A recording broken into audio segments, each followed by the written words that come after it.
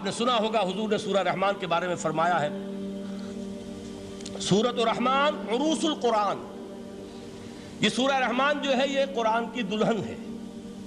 جیسے دلہن کو آپ خوشنما لباس پہناتے ہیں، آراستہ پیراستہ اس کو گہنے اور اس کو زیور پہناتے ہیں، تو جس طریقے سے سجاتے ہیں آپ دلہن کو، اللہ تعالیٰ نے ایک سورت قرآن مجید میں یہ ایسی رکھی ہے سورہ رحمان کہ اسے خوب سجایا ہے۔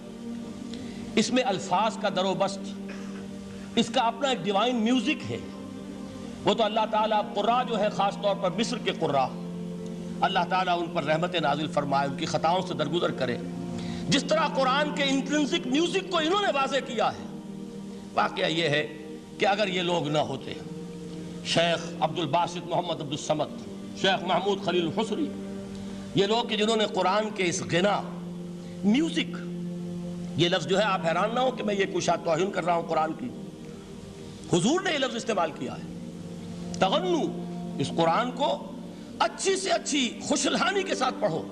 من لم یتغن بالقرآن فلیس منا، جو قرآن کو بہتر سے بہتر انداز میں، اچھی سے اچھی آواز میں، خوشلحانی کے ساتھ پڑھنے کی کوشش نہیں کرتا، وہ ہم میں سے نہیں ہے۔ بلکہ ایک مرتبہ حضور رات کے وقت آپ گشت پر تھے اپنے ساتھیوں کے حالات معلوم کرنے کے لیے۔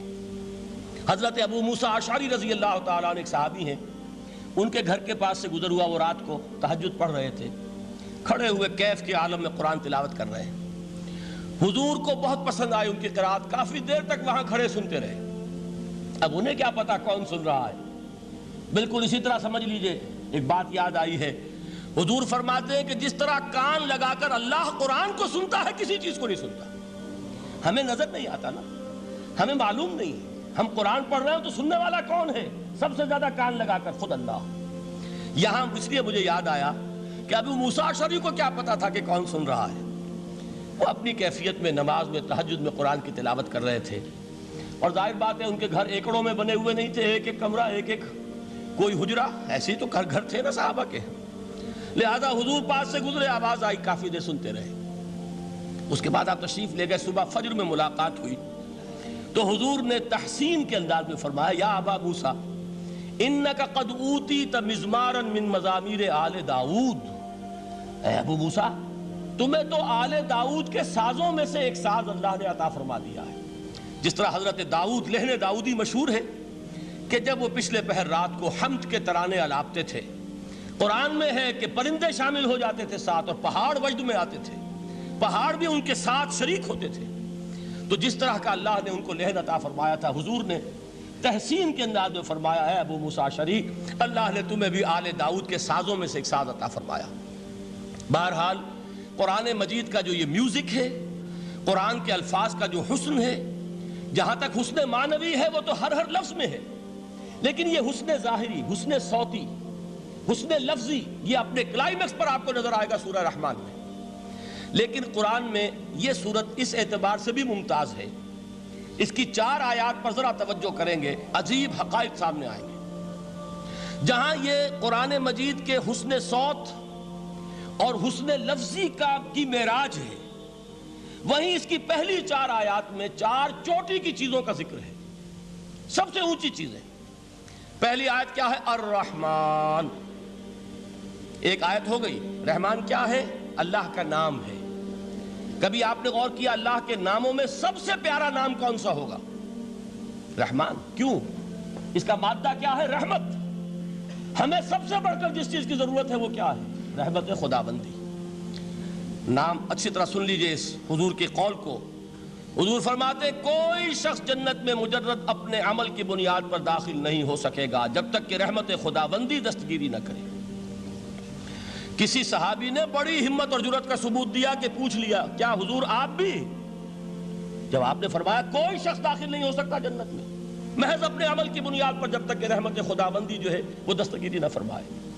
پوچھا گیا کیا آپ بھی؟ آپ نے فرمایا ہاں میں بھی۔ آپ انداز کیجئے کہ اگر محمد الرسول اللہ بھی رحمت خداوندی کے ضرورت مند ہوں تو تاب دیگراں چہ رسد، ہماری تو سب سے بڑی ضرورت رحمت خداوندی ہے۔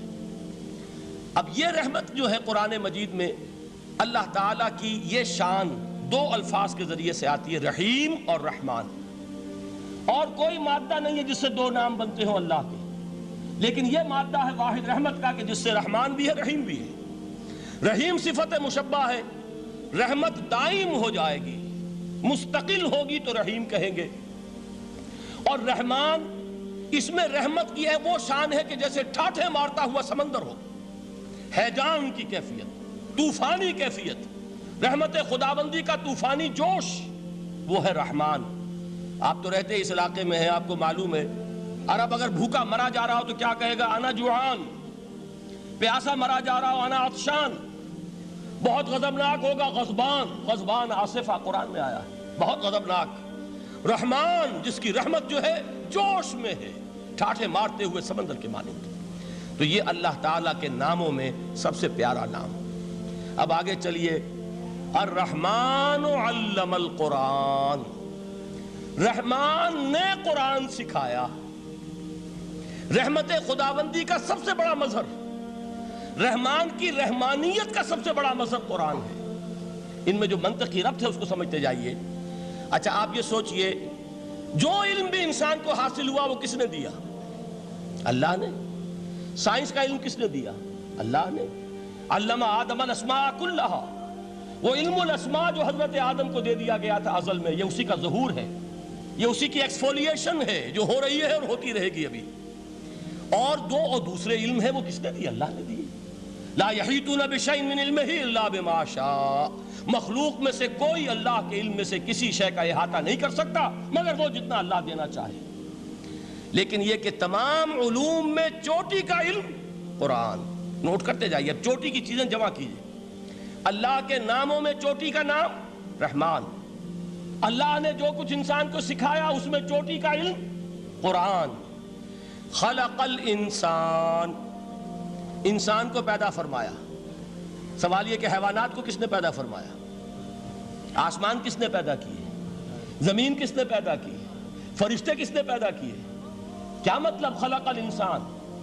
اس کی تمام مخلوقات میں اس کا کلائمیکس، اس کی تخلیق کی معراج، اس کے تخلیق کا نقطہ عروج انسان ہے۔ یہ ہے کہ جو مسجود ملائک بنا ہے۔ وَلَقَدْ كَرَّمْنَا بَنِي آدَمَ وَحَمَلْنَاهُمْ فِي الْبَرِّ وَالْبَحْرِ وَرَزَقْنَاهُمْ مِنَ الطَّيِّبَاتِ وَفَضَّلْنَاهُمْ عَلَى كَثِيرٍ مِّمَّنْ خَلَقْنَا تَفْضِيلًا۔ تو تخلیق میں سب سے اونچی تخلیق انسان کی، علموں میں سب سے اونچا علم قرآن کا۔ اللہ کے